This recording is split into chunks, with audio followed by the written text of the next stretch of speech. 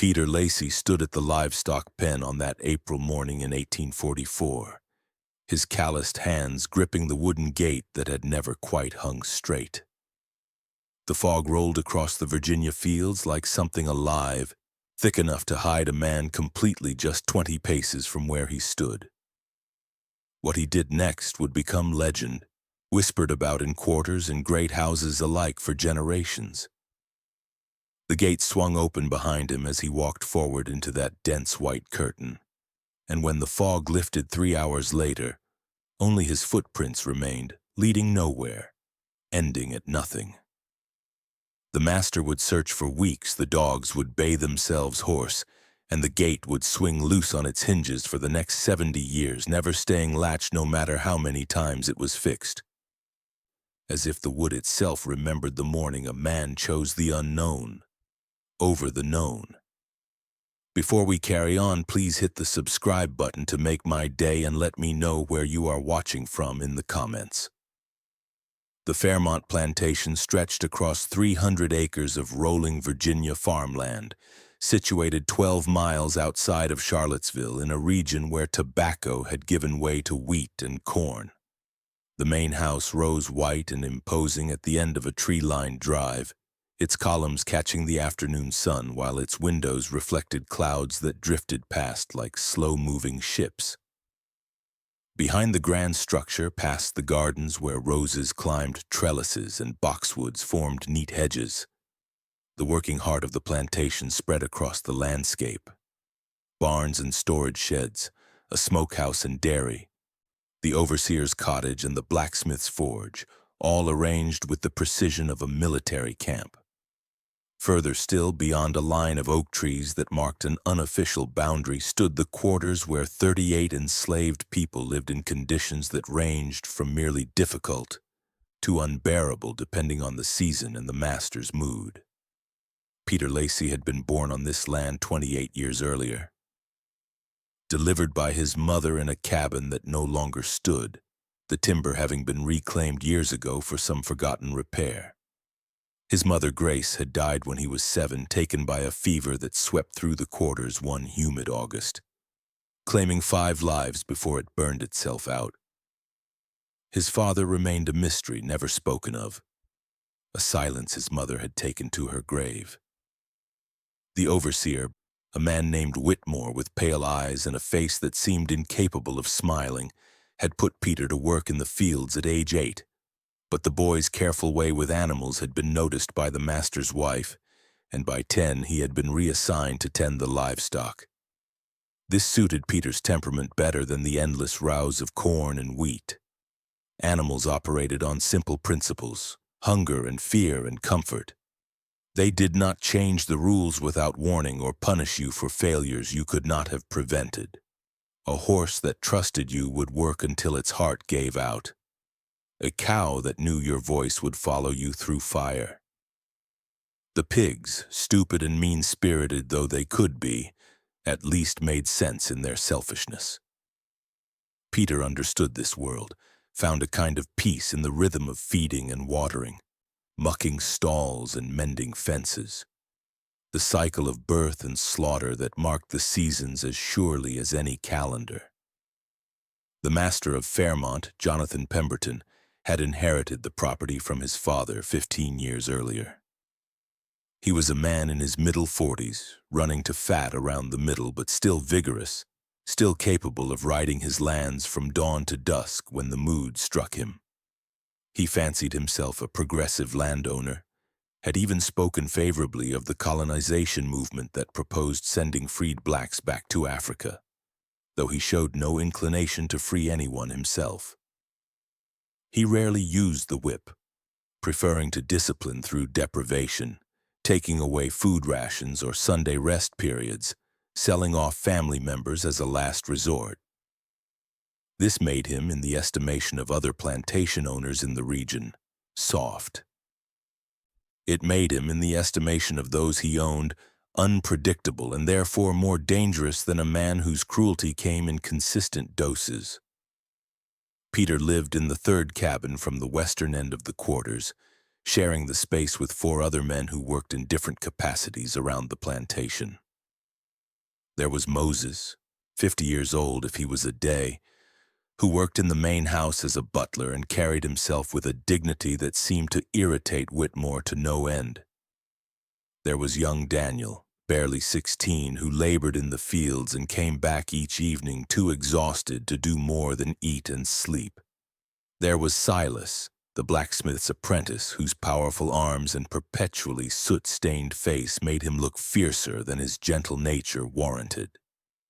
And there was Isaac, who worked in the stables and possessed a wicked sense of humor that sometimes got him into trouble but more often diffused tensions before they could escalate. The 5 men existed in a state of careful equilibrium, each understanding that survival depended on not drawing too much attention, on doing the work assigned without complaint, on navigating the invisible lines that governed their existence with the skill of sailors reading dangerous currents. They shared what little they had, covered for each other when illness or injury struck, and maintained the fiction in front of white faces that they were content with their lot. In the privacy of their cabin after the sun went down and the day's labor was done, they were different men, speaking truths they could never voice in daylight, dreaming dreams they could never pursue in waking hours. Peter was the quiet one among them, more likely to listen than speak, to observe than participate in the debates and stories that filled their evenings. He had learned early that words could be used against you, that silence was a kind of armor. But beneath that quiet exterior, his mind worked constantly, cataloging everything he saw and heard, building a detailed map of the world around him that extended far beyond the boundaries of Fairmont Plantation. He knew which roads led where, which farms housed the cruelest overseers, which towns had free black communities, which rivers could be followed north. He knew these things the way a prisoner knows every stone in his cell, intimate knowledge born from endless hours of study. The trouble had started 3 weeks before that foggy April morning, though its roots went back much further than that.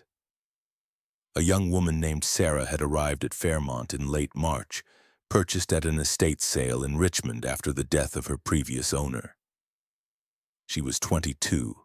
Slight of build but strong, with eyes that held an intelligence that made Whitmore immediately suspicious. She had been trained as a seamstress, could read despite laws forbidding such education, and carried herself with a composure that suggested she had not yet been fully broken by the institution that claimed to own her.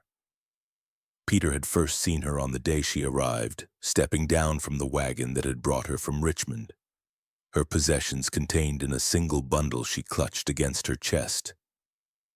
Their eyes had met for just a moment, long enough for him to recognize something in her expression that mirrored something in himself, a refusal to accept the permanence of their condition, a belief that the world as it was did not have to be the world as it would always be.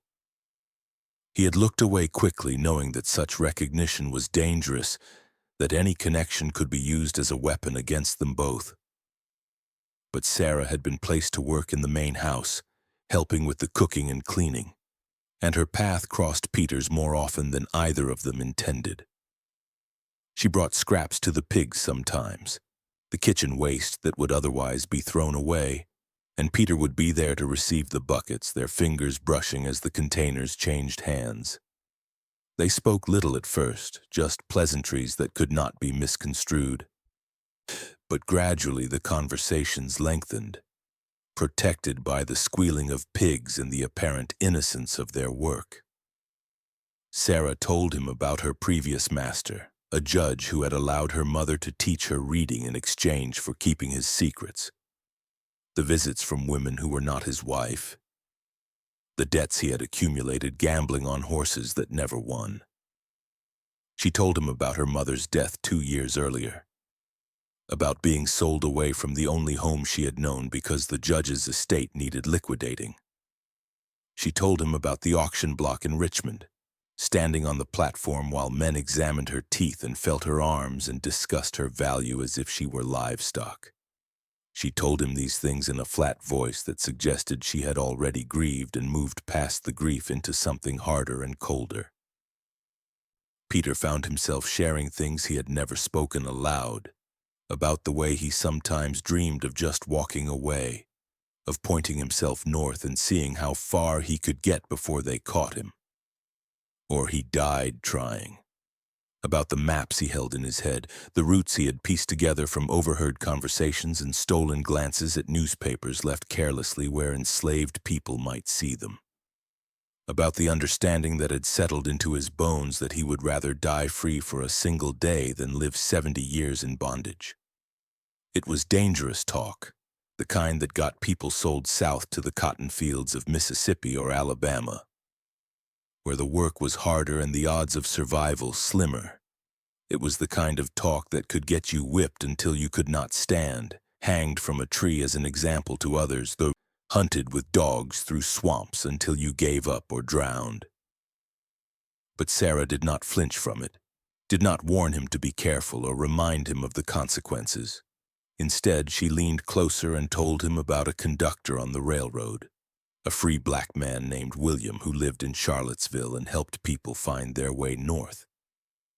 She told him about safe houses and passwords, about following the drinking gourd in the sky and listening for the sound of running water.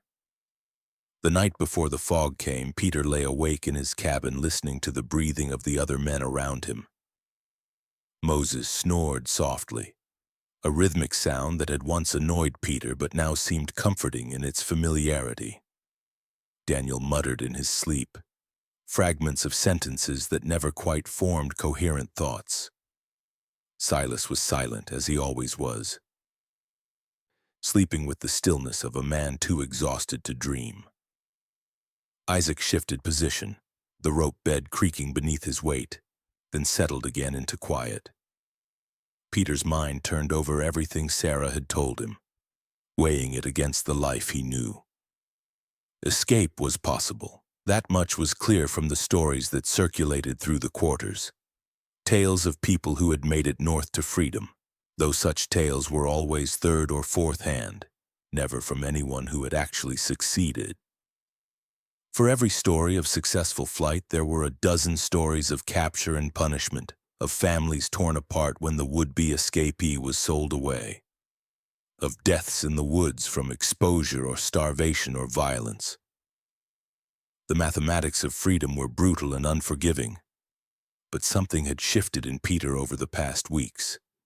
A calculus that had been building for years suddenly reaching a tipping point. The specific catalyst was difficult to name. Perhaps it was watching Whitmore beat young Daniel for the crime of working too slowly. The overseer's stick rising and falling while the boy tried not to cry out, tried to maintain some dignity under the assault. Perhaps it was seeing Sarah's face when she described the auction block, the way her voice went flat and dead like something inside her had turned to stone. Perhaps it was simply the accumulation of 28 years of small humiliations and large injustices, the weight finally exceeding what his spirit could bear. He had spoken to Sarah that afternoon, catching her for just a moment behind the smokehouse where no one could see them. He had told her he was going to try for freedom, that he could not promise anything but that he had to make the attempt. She had looked at him for a long moment, her eyes searching his face as if trying to memorize it. Then she had nodded once and pressed something into his hand. It was a small piece of paper folded many times to make it as compact as possible. On it was written an address in Charlottesville. Nothing more, the letters cramped and careful. Peter had the paper now, tucked into the inner lining of his shoe where it pressed against the sole of his foot with every step. He had memorized the address already, could recite it in his sleep.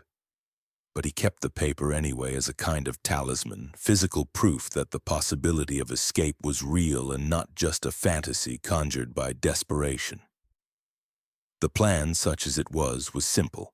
Tomorrow was Tuesday, and on Tuesdays he moved the pigs from their night pen to the day pasture, a routine task that required him to be up before dawn. The fog had been rolling in heavy these past few mornings, sometimes so thick you could barely see your hand in front of your face.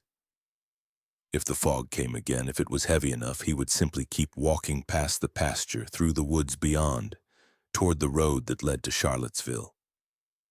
He would have perhaps an hour before anyone noticed his absence, maybe 2 if luck was with him. By the time Whitmore organized a search, he could be miles away, though miles would not be nearly enough to ensure safety. He had no food, no supplies, just the clothes on his back and the shoes on his feet and the address pressed against his soul. He had said nothing to the other men in his cabin, not because he did not trust them, but because the less they knew, the less they could be punished for knowing. If asked, they could honestly say they had no idea where Peter had gone or why, that he had seemed normal the night before, that his disappearance was as much a surprise to them as to anyone. Sleep, when it finally came, was shallow and dream-haunted. Peter found himself walking through fog that grew thicker with every step until he could no longer see the ground beneath his feet, could no longer tell if he was moving forward or simply turning in circles. Voices called to him from the whiteness, some familiar and some strange. But when he tried to answer, his throat produced no sound. He woke several times in the darkness, his heart pounding, before finally giving up on sleep altogether and lying still, watching the square of window slowly lighten as dawn approached. The fog was there when he stepped outside, even thicker than he had hoped, a wall of white that turned the familiar landscape into something alien and otherworldly. He could hear the other early risers moving about, coughs and footsteps muffled by the dense air, but he could not see them. The world had been reduced to a sphere perhaps 15 feet in diameter, everything beyond that lost in the swirling whiteness. Peter moved through his morning routine with exaggerated normality, knowing that any deviation might be remembered later, might give Whitmore or the dogs some clue about his intentions. He walked to the livestock pens, his feet finding the path through memory more than sight. He opened the gate to the pig enclosure, the hinges creaking in their familiar way, the sound seeming louder than usual in the fog-deadened air. The pigs stirred, grunting their displeasure at being disturbed, but they knew the routine as well as he did, and began moving toward the opening that would lead them to fresh pasture and the food Peter would scatter there. This was the moment, the threshold between his old life and whatever came next. Peter stood with his hand on the gate, feeling the rough wood beneath his palm, the same gate he had opened and closed thousands of times over the years. His heart hammered against his ribs, his breath coming fast despite his efforts to remain calm. Every instinct screamed at him to reconsider, to close the gate and return to the safety of routine, to accept the known horrors rather than risk the unknown ones. But his feet began to move, almost without conscious decision, following the pigs toward the pasture. The fog pressed close around him, cool against his skin, beating in his hair and on his clothes. He could hear the pigs ahead of him, their snuffling and grunting gradually fading as they spread out in search of food. He could hear nothing behind him, no shouts of alarm, no indication that anyone had noticed anything amiss. Instead of stopping at the pasture as he should have, Peter kept walking. Past the familiar fence posts that marked the boundaries of his daily world, past the old oak tree struck by lightning 3 summers ago, past the creek bed that ran dry in summer but now trickled with spring runoff. Each step took him further from everything he had known, into territory that existed for him only as rumor and speculation. The fog made it impossible to see more than a few paces ahead, made every tree look like every other tree, made the ground uncertain beneath his feet. He walked for what might have been 20 minutes or might have been an hour, time losing its meaning in the featureless white. His clothes grew damp from the fog, his face wet as if he had been sweating though the morning air was cool. He strained his ears for any sound of pursuit, dogs barking or men calling, but heard only the drip of water from leaves and his own footfalls on the soft earth. The woods gradually gave way to more open ground, fields that belonged to neighboring farms or perhaps to Fairmont's outer reaches.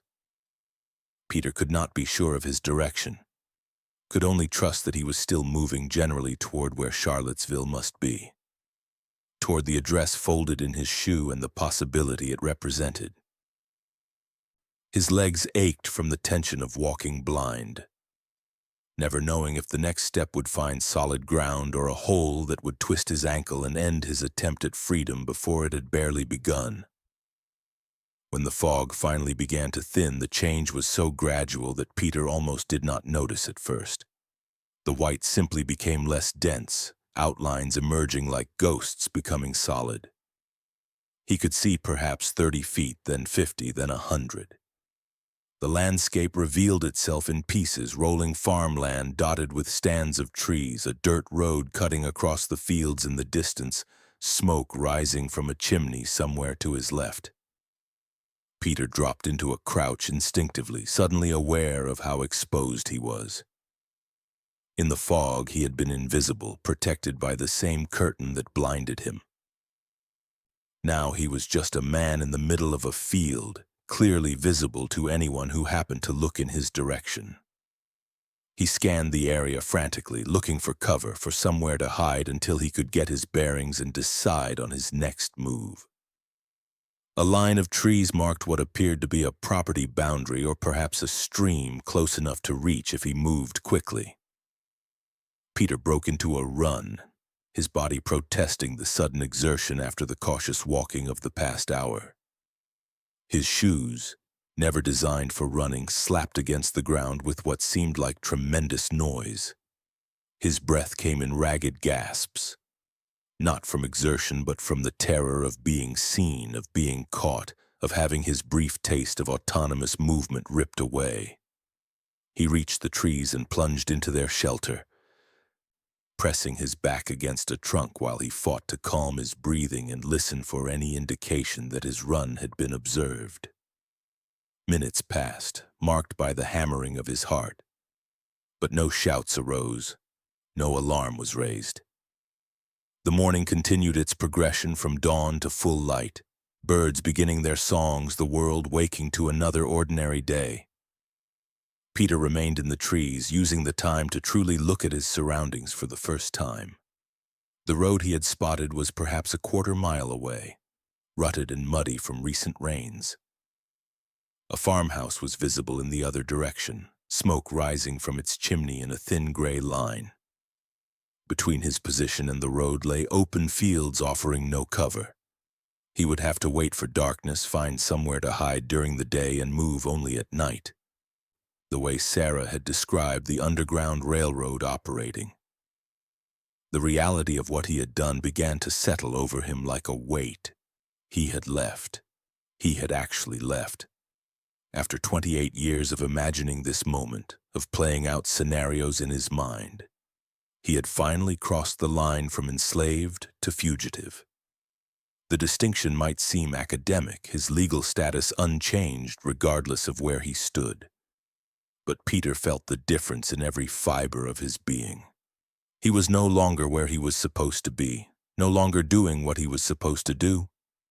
He had become a problem to be solved, a piece of property that had wandered off, an investment that was depreciating with every moment he remained free. They would be looking for him by now.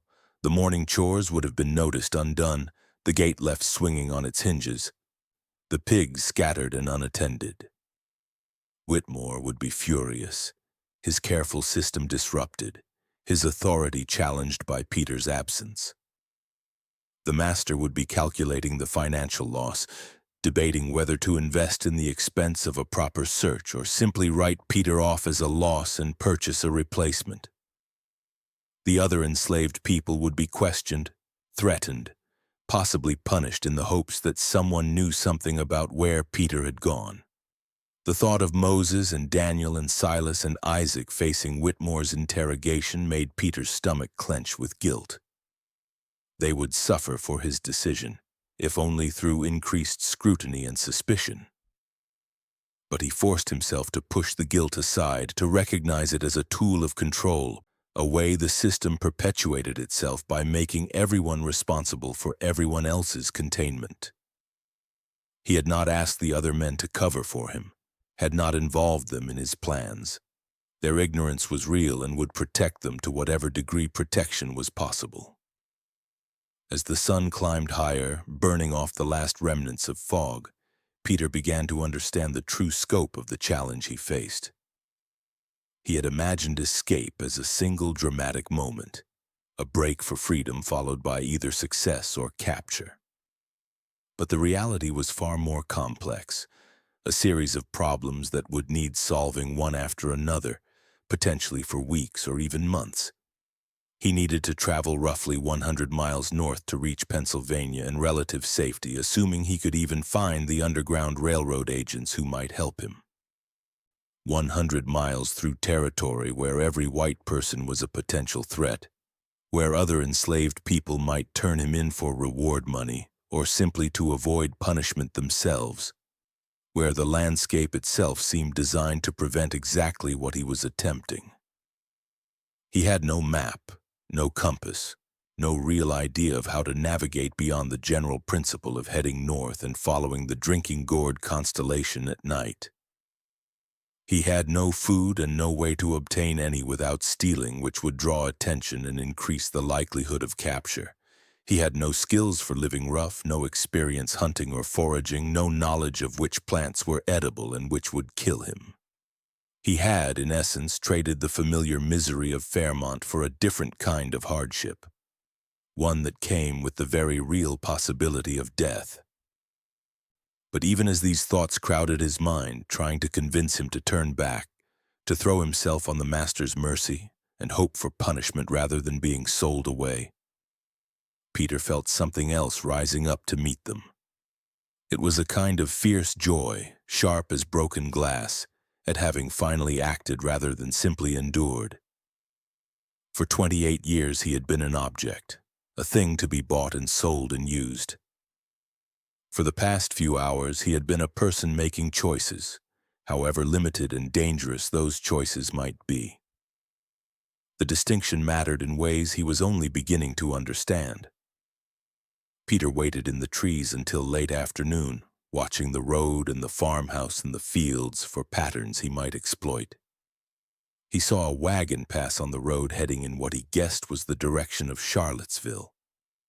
Saw a woman come out of the farmhouse to hang washing.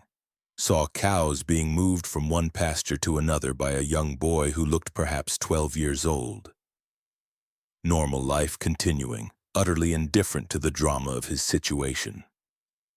When dusk finally began to fall, Peter emerged from the trees and began moving parallel to the road, staying far enough away to avoid being easily spotted but close enough to use it as a guide. The temperature dropped as night came on, and his damp clothes turned cold against his skin, drawing the heat from his body until he was shivering continuously. He had not eaten since a small breakfast of cornmeal mush nearly 12 hours earlier, and his stomach cramped with hunger. But he pushed the discomfort aside and kept moving. The stars emerged, brilliant against the dark sky, and Peter found the drinking gourd constellation that would guide him north. The sight of it steadied him somehow.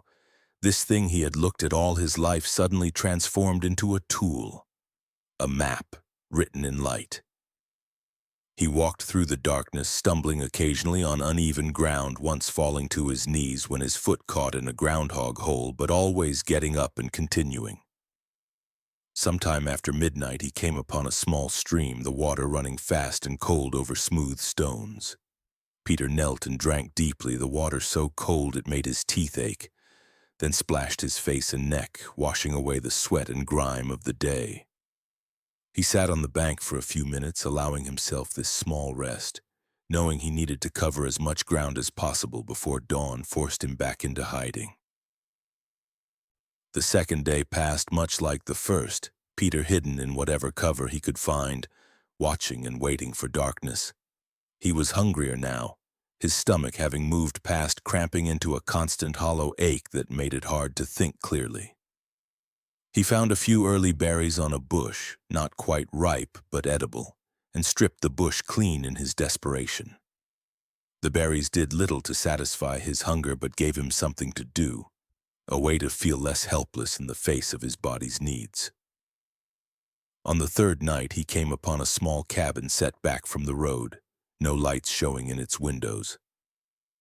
A garden grew beside it, neat rows of early spring vegetables that represented more temptation than Peter could resist. He approached carefully, listening for any sound of dogs or people, then began pulling carrots from the soil, stuffing them into his shirt.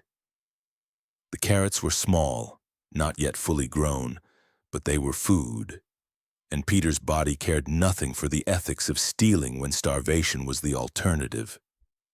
He had gathered perhaps a dozen carrots when a voice spoke from the darkness behind him, nearly stopping his heart. A woman's voice, not hostile but not friendly either, asking what he thought he was doing in her garden. Peter froze, the carrots clutched against his chest, his mind racing through options. He could run, but she had already seen him. He could lie, but what lie would explain his presence in her garden at midnight? He could tell the truth and hope for mercy, though mercy was a rare commodity for fugitive slaves. Before he could decide, the woman spoke again, telling him to come inside quickly before someone saw him. She was black. He realized with a shock of relief and renewed fear, an older woman whose face he could barely see in the darkness. She might help him or she might turn him in. Her own freedom potentially dependent on demonstrating loyalty to white authority. Peter had no choice but to trust, or at least to gamble, and he followed her into the cabin. Inside, she lit a candle, and Peter could see her clearly for the first time. She was perhaps 60, her hair gray beneath the cloth tied around her head, her face lined with decades of hard living. She looked him up and down with an expression that gave away nothing, then told him to sit at the small table while she prepared food. Peter sat, hardly daring to believe this turn of fortune, watching as she sliced bread and cheese, poured milk from a pitcher, set it all before him with a gesture that suggested he should eat. He ate like a starving animal, barely pausing to chew, the bread and cheese and milk disappearing in minutes. The woman watched him without comment, then asked the questions he had been dreading. Where had he come from? Where was he going? How long had he been running? Peter hesitated, the lessons of a lifetime warning him against sharing too much, but something in her face suggested she already knew the answers, was simply giving him the opportunity to speak them aloud. He told her about Fairmont, about the fog and the gate left swinging, about the 3 days of walking and hiding and slowly starving. He told her about the address in his shoe, about Sarah and the conductor named William. The woman listened without interruption, her expression unchanging, until he finally ran out of words and sat waiting for her judgment. Her name was Ruth, and she had been free for 15 years, having purchased her own freedom with money saved over decades of hiring out her time. This cabin and its garden were hers, bought with more saved money and protected by paperwork she kept in a tin box under her bed. She had helped others before Peter, she told him, not many, but enough to know the routines and the dangers. Charlottesville was still 2 days' walk distant, maybe 3 at the pace he would need to maintain to stay hidden. William the conductor was known to her, a good man but cautious, not easily found unless you knew exactly where to look and what to say. Ruth fed him again in the morning, gave him a bundle of food to carry and a blanket to wrap around his shoulders against the cold. She gave him detailed directions to William's house, a route that avoided the main roads and the greatest concentration of slave catchers. She told him about signs to watch for, about people who could be trusted and people who could not, about the passwords and signals that marked the Underground Railroad's hidden infrastructure. She told him all this while making it clear that if he was caught, he had never met her, had never been in her cabin, had stolen the food from her garden in the night. This was not cruelty, but simple survival. Her freedom too hard-won to risk on a stranger's loyalty under torture. Peter left her cabin at dusk, better fed and better informed than he had been since leaving Fairmont. The blanket around his shoulders was warm, and the food in his bundle represented the difference between success and failure. Between reaching Charlottesville and collapsing somewhere in the woods from hunger and exposure.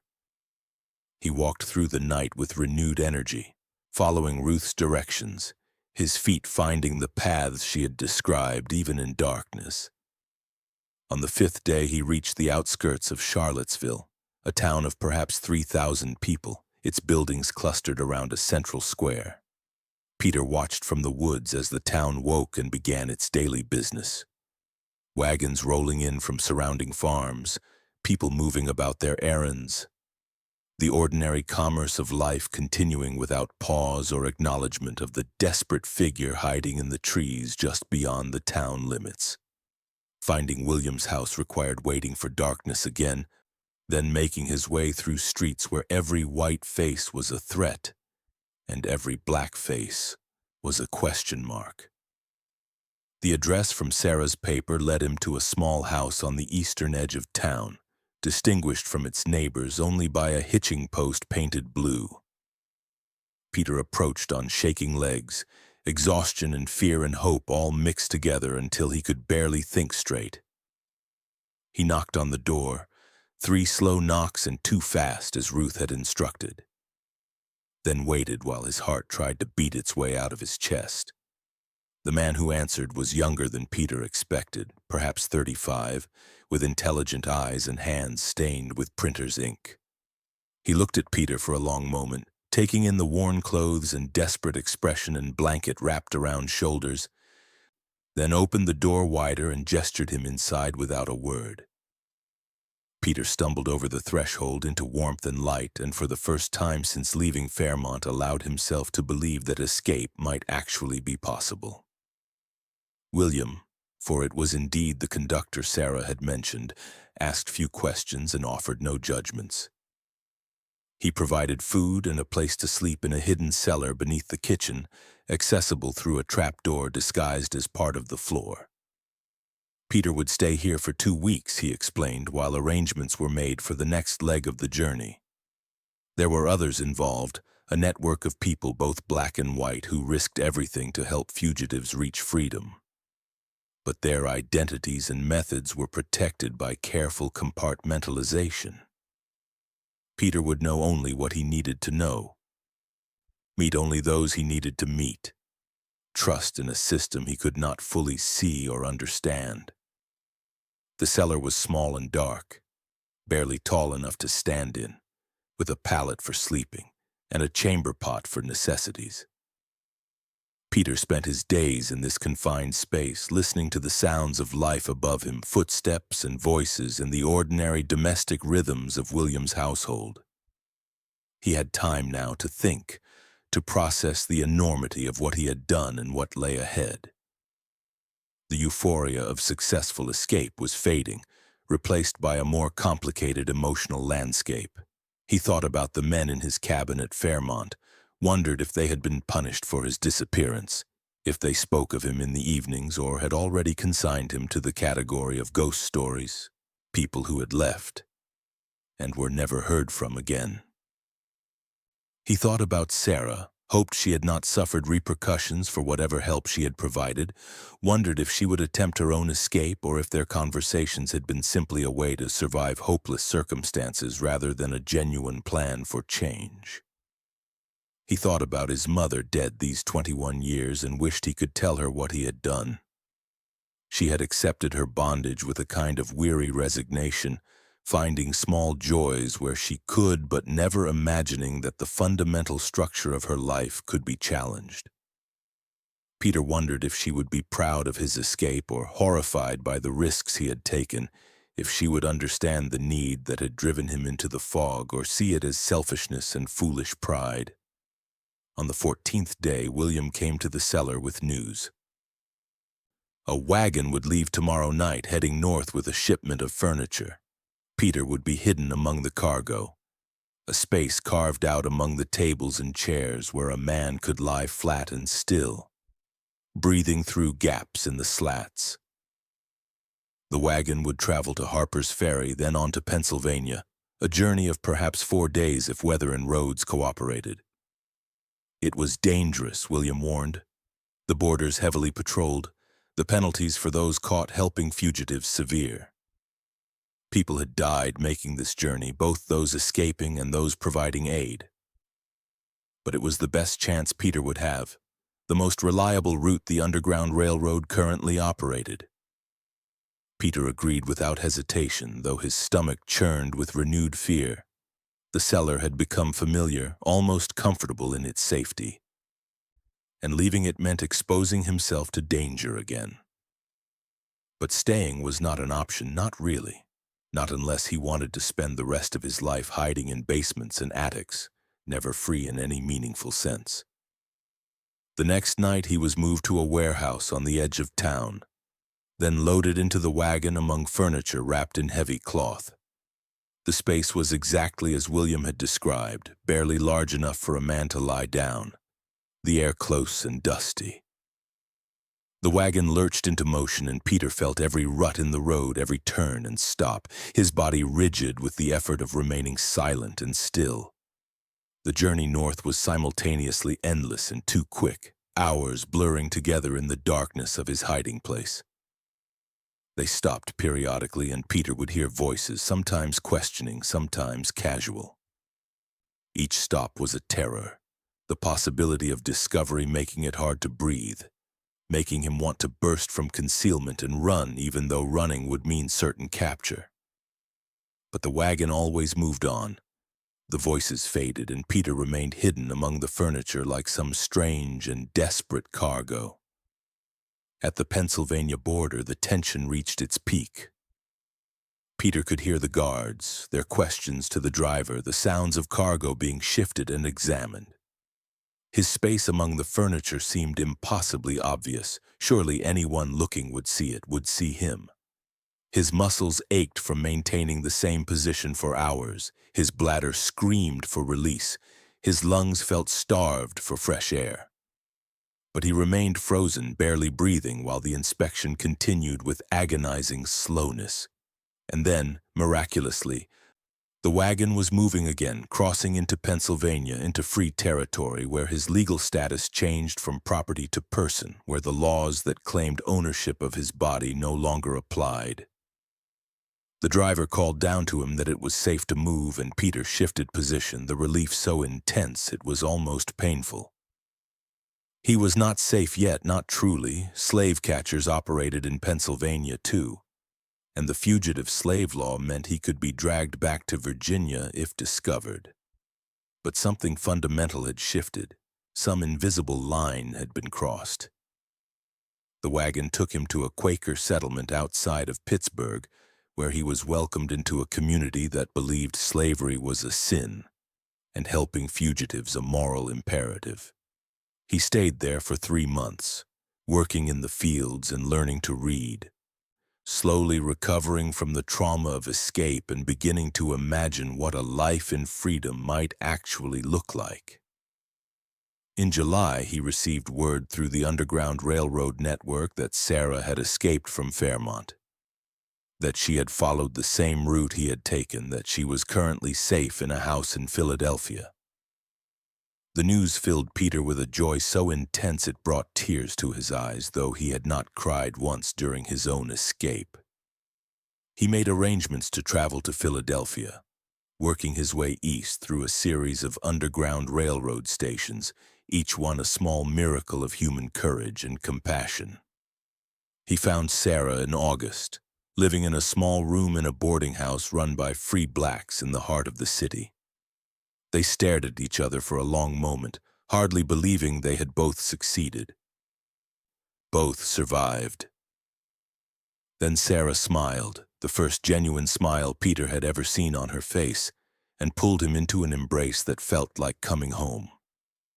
They married in September, a simple ceremony performed by an African Methodist Episcopal minister in a church filled with people who had all escaped from slavery. who all understood what it meant to choose freedom over safety, action over acceptance. Peter found work as a stableman, his skills with animals translating easily to this new context. Sarah found work as a seamstress, her illegal literacy and training making her valuable in ways her former master had never appreciated. The life they built was not easy. They lived with the constant fear of capture, keeping their past hidden from all but the most trusted friends. They sent what money they could back to the Underground Railroad, helping fund the escapes of others. They attended abolitionist meetings, adding their voices to the growing chorus demanding the end of slavery, though they never spoke publicly about their own experiences. The risk still too great. Years later, after the war had been fought and won, after emancipation had transformed the legal landscape, if not the hearts of men, Peter would tell his children about the morning he walked into the fog. He would tell them about the gate left swinging, about the terror and hope that had driven each step. He would tell them about Ruth and William and all the others who had risked everything to help strangers reach freedom. He would tell them these stories not as ancient history but as recent memory, his voice still catching when he described the moment he crossed into Pennsylvania. The moment he stopped being property and became, in the eyes of the law, if not yet in the eyes of all men, a human being with rights that could not be taken away. But he would never tell them, could never quite find the words to explain what it had felt like to stand at that gate in the fog, to feel the weight of 28 years pressing down on him while the unknown waited just beyond his sight. How the decision had felt both inevitable and impossible, both the easiest and hardest thing he had ever done. How taking that first step had required more courage than all the steps that followed, because that first step was the one that changed everything, that transformed him from object to subject, from slave to fugitive to free man. The gate at Fairmont never did stay latched properly after that morning. Whitmore had it fixed a dozen times, brought in carpenters and blacksmiths to examine the hinges and the latch, but it always worked loose again, swinging open in the slightest breeze. Eventually they gave up trying to fix it, just accepted that this particular gate would not be contained, that some piece of wood and iron remembered the morning a man had chosen the fog over the familiar, and had walked away from everything he knew into a future he could not see but was determined to reach. The story of Peter's escape became legend in the quarters, whispered from person to person, changing slightly with each telling until it was hard to separate fact from embellishment. Some versions had him flying away like a bird, others had him turning invisible, still others claimed he had been helped by spirits or saints. But the core of the story remained constant, the part about the gate and the fog and the footprints that led nowhere, ending at nothing, as if Peter had simply ceased to exist in that place and begun existing somewhere else entirely. Jonathan Pemberton placed advertisements in newspapers offering a reward for Peter's return, $200 for information leading to his capture. The money was substantial, enough to tempt many, but no information ever came. Peter had vanished as completely as if the fog had swallowed him, leaving behind only questions and a gate that would not stay closed. Whitmore interrogated the other men in Peter's cabin, threatened and cajoled, but learned nothing because there was nothing to learn. Moses and Daniel and Silas and Isaac had woken that morning to find Peter's bed empty, had assumed he was already at work with the livestock, had thought nothing of it until the alarm was raised. They grieved his absence in private, hoped for his success, but said nothing that could be used against them or him.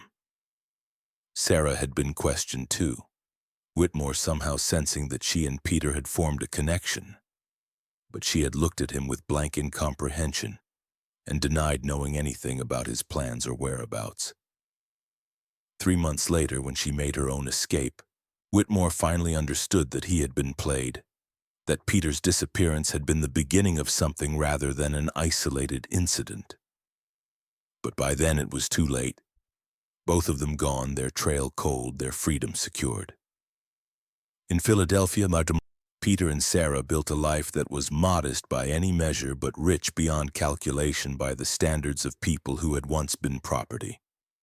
They had children, 3 daughters and 2 sons, all born free, all educated in schools that welcomed black students, all growing up with the assumption that they owned themselves, that their bodies and their time and their future were their own to control.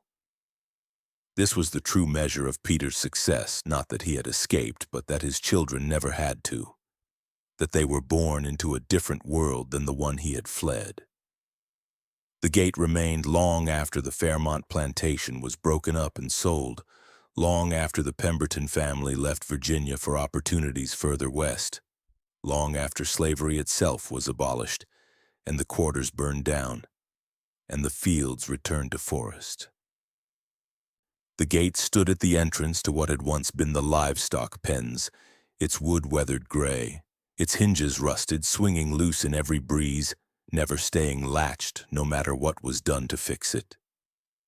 Local children, both black and white, would dare each other to approach the gate, to try closing it properly, to see if they could be the one who finally made it stay shut.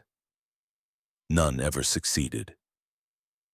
The gate opened itself as if moved by invisible hands, as if the morning Peter Lacey walked into the fog had somehow marked the wood itself, had transformed this ordinary object into a symbol of something larger than itself.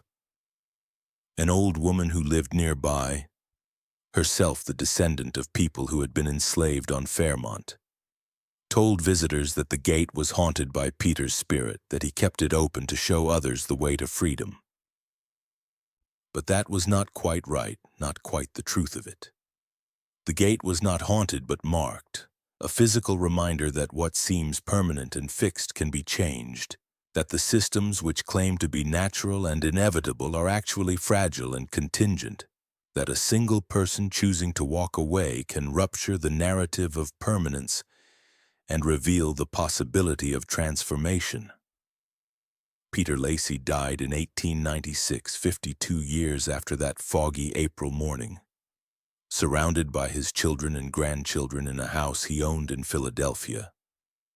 He was 79 years old, had lived more than half his life in freedom, had seen the end of slavery and the beginnings of Reconstruction, and the betrayal of Reconstruction's promises.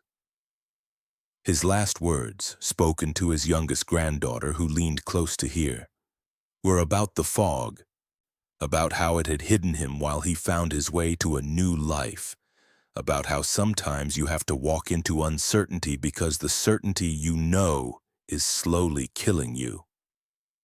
His obituary in the Philadelphia Tribune was brief, noting his work as a stableman, his marriage to Sarah, his children and grandchildren, his membership in the AME Church. It did not mention Fairmont or Virginia or the escape that had defined his life's trajectory. Those details were for family, for the stories told in private, for the history that was not yet ready to be written down but was carefully preserved in memory and oral tradition. Sarah outlived him by 8 years, dying in 1904 at the age of 82. She never remarried, told people who asked that Peter had been the love of her life, the person who had seen her as fully human when the law defined her as property. She kept the small piece of paper with William's address, folded and refolded so many times it was barely legible, in a box with her most precious possessions. When she died, her children found it and understood what it represented. This scrap of paper that had been the difference between slavery and freedom, between despair and hope. The gate at Fairmont finally fell in 1923, the wood having rotted through, the posts collapsing in a storm that also took down several trees and part of the barn's roof. By then, no one who had been alive in 1844 remained to remember the morning Peter Lacey had left it swinging. But the story persisted, passed down through generations, changing and evolving but maintaining its essential truth, that a man had chosen freedom, had walked into uncertainty, had made it north and built a life, and raised children who were born free. The land where Fairmont had stood was eventually sold to developers who built houses on the old plantation grounds, streets laid out where cotton and wheat had grown, lawns planted where the quarters had stood. The new residents knew nothing of the plantation's history, of the people who had lived and worked and died there, of the morning Peter Lacey had disappeared into the fog. The past was buried beneath asphalt and concrete and carefully maintained grass, visible only to those who knew where to look and what signs to read. But on certain mornings when the fog rolls in thick across the Virginia countryside, when visibility drops to almost nothing and the world is reduced to a small sphere of awareness surrounded by whiteness, the descendants of those who were enslaved at Fairmont tell a different story than the one the developers want told. They tell about Peter Lacey and the gate he left swinging, about the footprints that led into the fog and never came back, about choosing the unknown over the known because sometimes the known is unbearable and the unknown is the only place where hope can live. They tell this story to their children and grandchildren, a reminder that systems of oppression are powerful but not omnipotent, that individual acts of courage matter, that freedom is something you take rather than something you are given. And if you stand very still on those foggy mornings, if you listen carefully, some swear you can hear it. The creak of gate hinges swinging loose, the sound of footsteps moving away into the whiteness, the beginning of a journey that started in bondage and ended in freedom, one careful step at a time. The journey in the wagon had been more harrowing than Peter could have anticipated, even in his darkest imaginings. The space carved out among the furniture was barely 18 inches high, forcing him to lie completely flat with his arms pressed against his sides, his breathing shallow to conserve the limited air that filtered through gaps in the wooden slats. The wagon bed smelled of sawdust and varnish, of old wood and the sweat of previous cargo, both human and otherwise. Every bump in the road sent shockwaves through Peter's compressed body, rattling his bones and making his teeth clench to avoid biting his tongue. The first checkpoint had come just 3 hours into the journey, somewhere Peter guessed was still in Virginia, though he had no way to be certain. He heard the wagon slow, heard the driver exchange pleasantries with guards whose voices carried the lazy authority of men who had stopped hundreds of wagons and expected to stop hundreds more. They asked the standard questions: where the driver was headed, what cargo he carried, whether he had seen any suspicious activity on the road. The driver's answers were smooth and unremarkable, a furniture maker delivering tables and chairs to customers in Harper's Ferry. Nothing unusual, nothing worth examining too closely. But these guards were more thorough than most, or perhaps simply bored enough to make work for themselves. Peter heard them climbing onto the wagon, heard the thud of boots on wooden planks just inches above his head. They moved cargo, shifted furniture, their conversation casual as they discussed the weather and a horse race scheduled for the following weekend. Peter's heart hammered so loudly he was certain they could hear it, certain that the sound would give him away as surely as if he had shouted his presence. One of the guards sat down on a chest that rested partially on the concealed compartment where Peter lay hidden. The additional weight pressed down on the boards above him, reducing his already minimal space until he could feel the wood against his chest with every breath.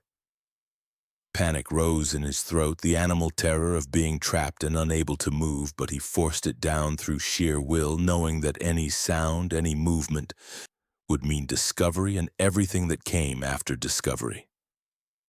The guard sat there for what felt like hours, but was probably less than 5 minutes, finishing some story about a woman he was courting, while Peter lay beneath him, struggling not to gasp for air. Finally, mercifully, the guards finished their inspection and waved the wagon through. Peter remained frozen even after the wagon began moving again, his muscles locked in position, his mind unable to process that he had survived.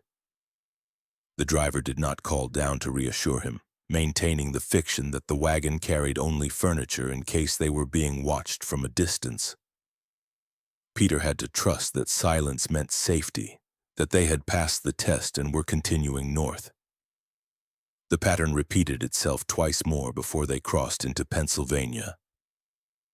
Each checkpoint brought the same terror, the same struggle to remain silent and still while men walked above him, moved cargo around him, sometimes sat or stood on the very boards that concealed him. Each time Peter wondered if this would be the inspection that discovered him, if his luck had finally run out, if he would be dragged from hiding and returned to Fairmont or perhaps sold further south as punishment for running. Each time the wagon moved on without him being found, and each time Peter felt the survivor's strange mix of relief and guilt, grateful for his own escape while knowing others had been caught at similar checkpoints, had been betrayed by bad luck or a poorly constructed hiding space or a guard who was more observant than usual. When the driver finally called down that they had crossed into Pennsylvania, that it was safe to move, Peter found that his body would not immediately obey. His muscles had been locked in the same position for so long that they had forgotten how to do anything else.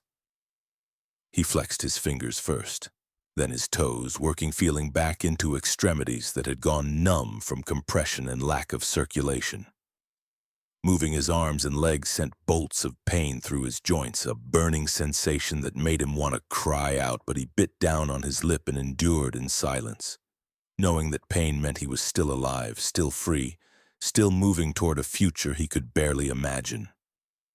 The Quaker settlement outside Pittsburgh was unlike anything Peter had experienced. The people there, men and women of European descent who could have owned slaves but chose instead to oppose the institution, treated him with a respect that felt disorienting. They called him Mr. Lacey, asked his opinion on matters, included him in discussions as if his thoughts had value. It took Peter weeks to stop flinching when white people approached him, to understand that these particular white people meant him no harm, that their kindness was genuine and not a trick designed to make him lower his guard. He lived in a small cottage on the edge of the settlement, sharing it with two other men who had also escaped from slavery. One was named Joseph, a man of perhaps 40 who had fled from Maryland after his wife was sold away to a cotton plantation in Alabama. Joseph spoke little, the grief of separation having carved something essential out of him, leaving behind a shell that performed the necessary functions of living without seeming to take any joy from them. The other was Calvin, younger than Peter by several years, who had escaped from Kentucky with scars on his back that told the story of repeated whippings. Calvin had a quick laugh that seemed at odds with his history, a determination to find humor wherever possible, as if joy were an act of defiance against those who had tried to break him. The three men formed a careful friendship bound by shared experience but separated by the different ways they processed their trauma. Joseph worked in silence, ate in silence, spent his evenings staring at nothing while his hands twisted and untwisted a piece of cloth that had once belonged to his wife. Calvin worked with manic energy, talking constantly, filling every moment with words as if silence were something to be feared. Peter fell somewhere between them, finding comfort in work, but also in quiet, in the space to think without constant fear. The Quakers put them to work in the fields, growing vegetables and grain that would feed the settlement through the winter. The work was hard, but no harder than what Peter had done at Fairmont, and there was a crucial difference that transformed labor from punishment to purpose. At the end of each week he was paid, actual money that he could keep or spend as he chose. The amount was small, barely enough to matter in practical terms, but the principle was revolutionary. His labor had value, and that value was returned to him rather than extracted for someone else's benefit. Peter saved most of what he earned, keeping the coins in a small leather pouch that he carried with him at all times. He was saving for a future he could not yet articulate, for possibilities that were still too fragile to name aloud. But having the money, Feeling its weight in his hand represented a kind of security he had never known. If he needed to run again, if the slave catchers came, he would have resources beyond just his wits and his willingness to starve. The settlement schoolhouse operated in the evenings, teaching reading and arithmetic to anyone who wished to learn. Peter attended religiously, sitting on benches designed for children half his size, struggling with letters that seemed to shift and change before his eyes. The teacher was a Quaker woman named Elizabeth, perhaps 30 years old, with infinite patience and a belief that literacy was a fundamental human right rather than a privilege reserved for the wealthy. She never showed frustration when Peter confused his letters or forgot a lesson from the previous evening. Simply explained again in a different way until understanding clicked into place. Learning to read felt like acquiring a superpower. Each new word decoded opening doors that had been locked his entire life. He started with simple texts, children's books about animals and moral lessons, then graduated to newspapers and pamphlets about the abolition movement. Reading about himself, or rather about people like himself, described in print as human beings deserving of freedom rather than as property to be managed, created a shift in how Peter understood his place in the world. It was one thing to know intellectually that slavery was wrong, but seeing that wrongness articulated in careful arguments backed by philosophy and religion and economics gave him a framework for understanding that went beyond personal grievance.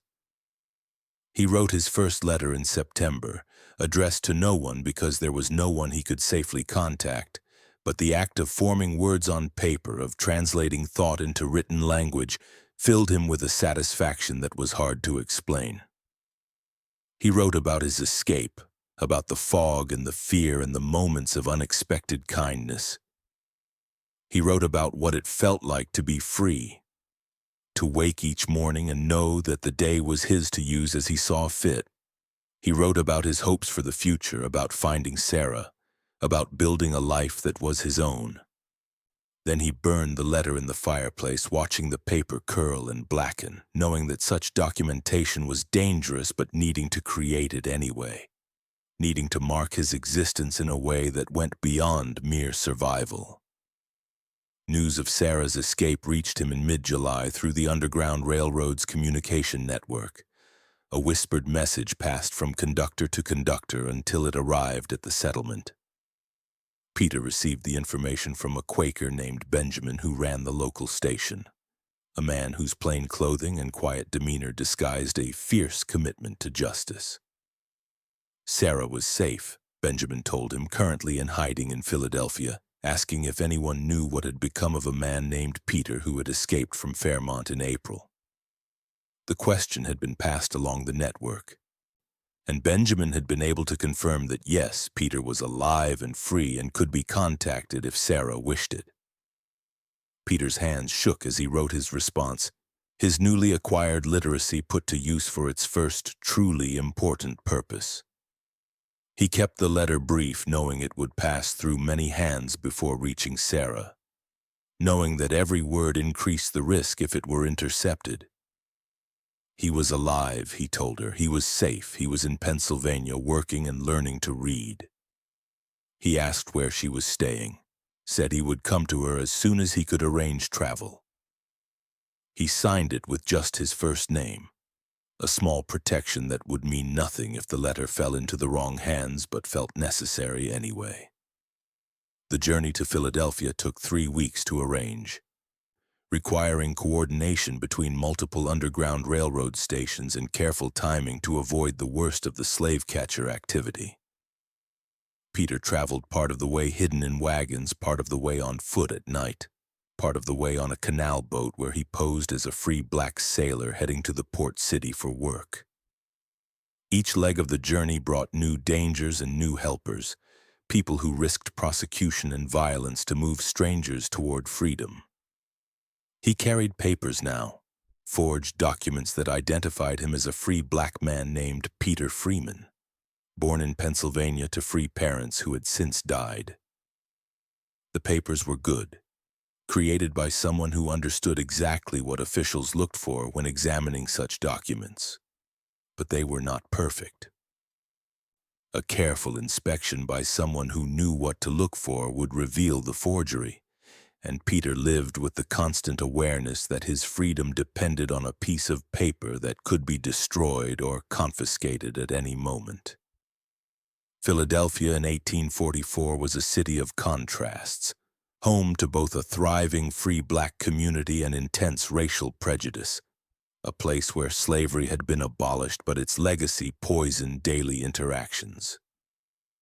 Peter arrived on a humid August afternoon, the streets crowded with people of every description.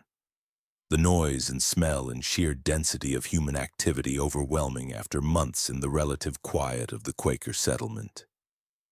He made his way to the address Benjamin had given him, a boarding house in a neighborhood where black faces outnumbered white, where the architecture spoke of modest prosperity, hard-won and carefully maintained. The woman who answered his knock looked him over with the practiced assessment of someone who had seen too many desperate people arrive at her door. He gave the password Benjamin had taught him, and her expression softened fractionally. She let him in without comment, led him through a hall that smelled of cooking and lamp oil, up a narrow staircase to the second floor. She stopped at a door, knocked twice, then once, then twice again, before opening it and gesturing Peter inside.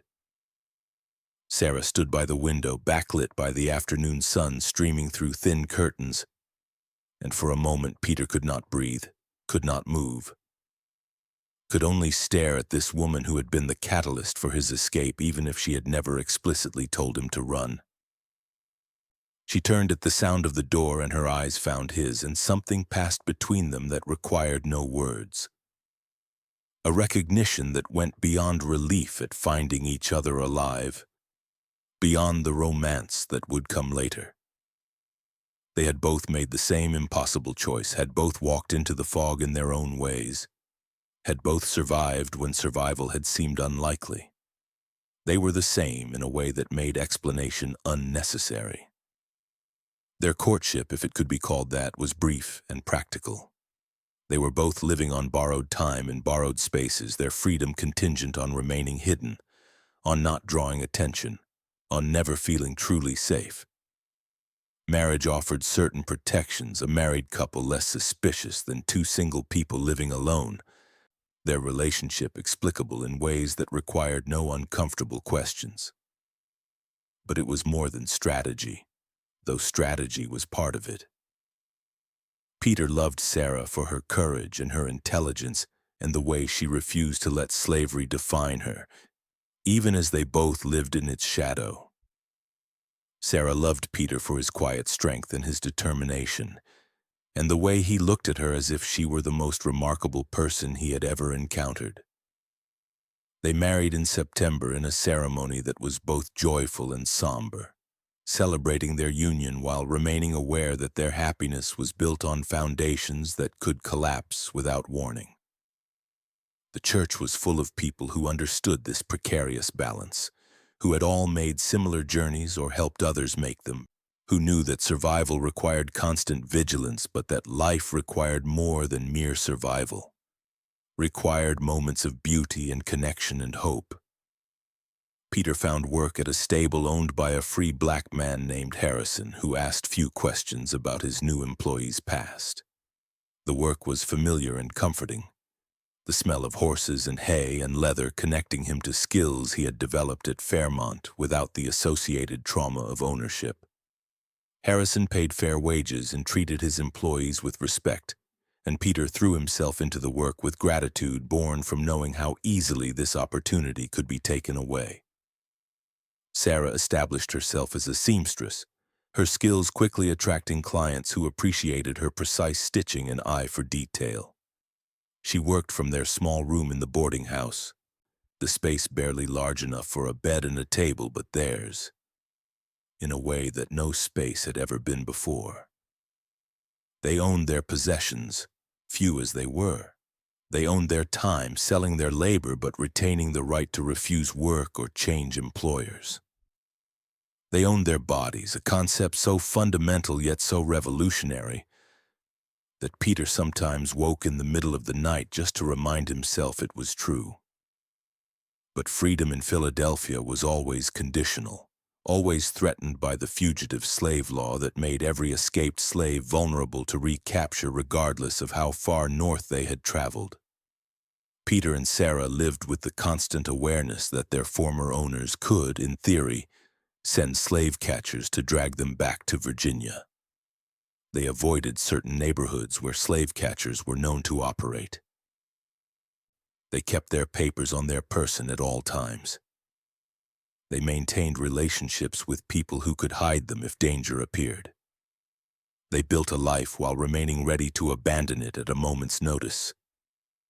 The abolitionist movement in Philadelphia was active and vocal, holding meetings and publishing newspapers and organizing resistance to the fugitive slave law. Peter and Sarah attended some of these meetings, sitting in the back and listening to speakers who ranged from formerly enslaved people telling their stories to white allies, arguing the moral and economic case against slavery. The meetings were inspiring but also dangerous, known to be watched by people sympathetic to slaveholders, attended sometimes by slave catchers looking for specific fugitives who had been foolish enough to make themselves visible. Peter never spoke at these meetings, never shared his own story publicly, the risk too great even in a room full of allies. But he absorbed the arguments being made, the strategies being discussed, the vision of a future where slavery had been abolished and all people recognized as equal under law. It seemed impossibly distant, this imagined future, but the fact that people were working toward it, risking comfort and safety to make it real, gave him hope that change was possible even if he might not live to see it fully realized. They sent money when they could spare it, small amounts that nevertheless represented sacrifice, to the Underground Railroad and to abolitionist organizations. The money was never enough, could never be enough given the scale of the problem, but contributing made them feel less helpless. Less like passive recipients of others' charity and more like active participants in a larger movement. Each dollar sent was a vote for the world they wanted to see, a small act of defiance against the system that had claimed to own them. In 1846, 2 years after Peter's escape, Sarah gave birth to their first child, a daughter they named Grace after Peter's mother.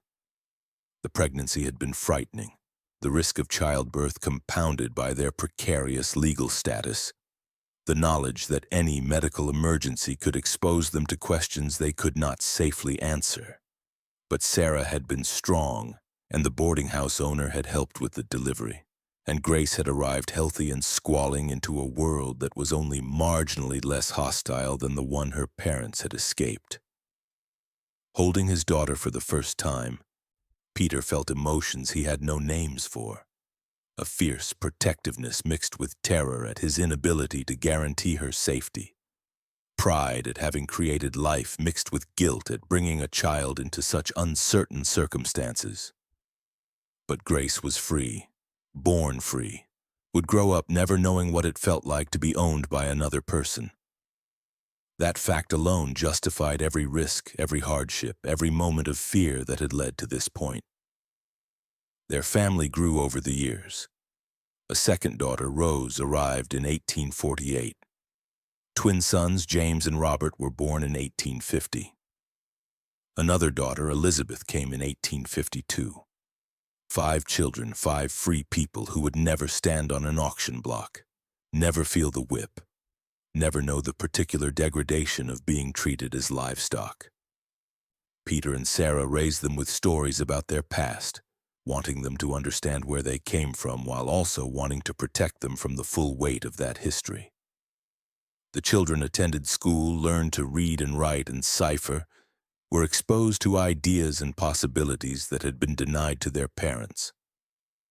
They grew up in a community that, while far from perfect, offered opportunities that would have been unthinkable in Virginia. They knew they were different, that their family's story was different, but they also knew they were valued, that their existence mattered beyond any economic calculation. Peter watched his children grow with a mixture of joy and vigilance, always aware that their freedom was more secure than his but never completely safe as long as slavery existed anywhere in the country. He taught them to be careful, to carry their papers, to avoid confrontation with white people who might take offense, to understand that the law was not always on their side even in Pennsylvania. But he also taught them to be proud, to hold their heads high, to believe in their own worth regardless of what others might say or think. The years passed, marked by work and family and the slow accumulation of a life that felt increasingly solid even as its foundations remained uncertain. Peter and Sarah eventually saved enough to rent a small house, just 2 rooms and a kitchen, but theirs to furnish and maintain as they saw fit. They bought furniture, some of it made by Peter working in the evenings after his shifts at the stable, some purchased from craftsmen in the community. They planted a garden, growing vegetables that supplemented their diet and connected Peter to skills he had learned at Fairmont, but now practiced for his own benefit rather than someone else's profit. News from Virginia came sporadically through the Underground Railroad network. Fairmont Plantation had been sold in 1850 after Jonathan Pemberton's death, broken up into smaller parcels bought by different owners. The new owners had kept some of the enslaved people and sold others south, scattering the community that had formed in the quarters. Moses had been sold to a plantation in South Carolina, his dignity finally broken by owners crueler than Pemberton had been. Daniel had died of fever at age 20, his youth and strength no match for disease and inadequate medical care. Silas had been sold to a factory in Richmond, his blacksmithing skills valuable enough to command a good price. Isaac's fate remained unknown, the records unclear about whether he had been sold or had died or had somehow escaped. Each piece of news hit Peter like a physical blow, guilt and grief mixing with the survivor's eternal question of why he had made it out when others had not. He had not been stronger or smarter or more deserving than the men he had left behind. He had been luckier, had made his attempt at the right moment, had encountered the right helpers along the way. The randomness of it haunted him, the understanding that his freedom and their continued bondage came down to factors beyond anyone's control. Sarah struggled with similar guilt, dreams sometimes waking her in the night with the names of people she had known at Fairmont, people who remained enslaved while she built a free life in Philadelphia. They talked about it sometimes, late at night after the children were asleep, trying to make sense of the mathematics of survival, trying to find meaning in their escape beyond mere self-preservation. They concluded eventually that the best way to honor those still in bondage was to build the best life possible in freedom, to raise children who understood the value of liberty, to support the movement working toward abolition. It was not enough, would never be enough, but it was what they could do.